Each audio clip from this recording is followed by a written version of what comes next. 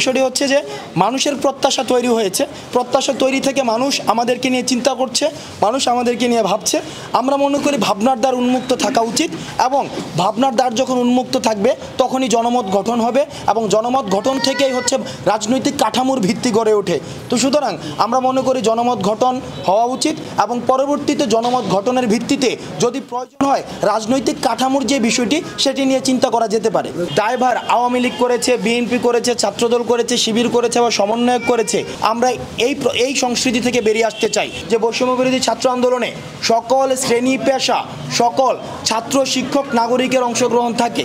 সেই জায়গা থেকে যারা কোনো ধরনের অপকর্ম করে তাদেরকে আমি শুধু একটা নামে আমি তাদেরকে পরিচয় দিতে চাই, তারা হচ্ছে অপরাধী, তারা হচ্ছে আইন লঙ্ঘনকারী।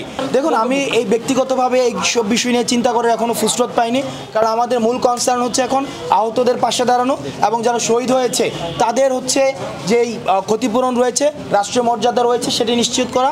দেখুন, আমরা প্রথমেই বলছি যেটি কে করেছে এই জায়গাতে আমরা কোনো দায়ভার চাপাতে চাই না। দায়ভার আওয়ামী লীগ করেছে, বিএনপি করেছে, ছাত্রদল করেছে, শিবির করেছে বা সমন্বয়ক করেছে, এটি যখন দেওয়া হয় এটি হচ্ছে দায়ভার চাপানোর 16 বছরের যে সংস্কৃতি রয়েছে, অর্থাৎ দায়ভার চাপিয়ে নিষ্কৃতি পাওয়ার যে একটি সংস্কৃতি রয়েছে সেটি থেকে আমরা তরুণ প্রজন্ম আমরা এই সংস্কৃতি থেকে বেরিয়ে আসতে চাই।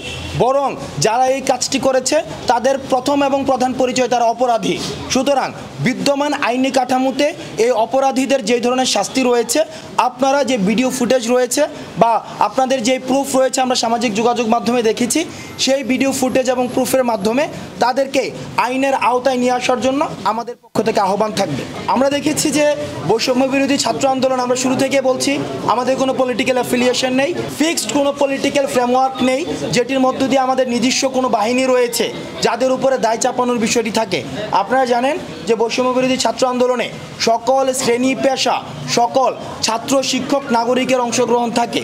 সেই জায়গা থেকে যারা কোনো ধরনের অপকর্ম করে তাদেরকে আমি শুধু একটা নামে আমি তাদেরকে পরিচয় দিতে চাই, তারা হচ্ছে অপরাধী, তারা হচ্ছে আইন লঙ্ঘনকারী এবং অপরাধী এবং যারা আইন লঙ্ঘনকারী তাদের বিদ্যমান আইনের আওতায় তাদের আমরা সবসময় তাদের বিচারের দাবি আমরা সবসময় জানাবো। দেখুন, আমরা 24 ঘন্টা দিয়ে আমরা বলছি যে 24 ঘন্টার মধ্যে আমরা চাই তারা দৃশ্যমান যে একটি অগ্রগতি কী হয়েছে সেটা আমাদেরকে জানাবে। না হয় সেক্ষেত্রে আমরা তাদের সাথে আবার কোনো ধরনের যদি পদক্ষেপ নিতে হয় সেক্ষেত্রে আমরা পদক্ষেপ নিব। এই জায়গায় আমরা গণমাধ্যমের সহায়তা আমরা চাই, কারণ আমরা দেখেছি যে আন্দোলনের আজকে সার্বজনীনতা, এই জায়গায় গণমাধ্যমের যে ভূমিকা সেটা অনস্বীকার্য।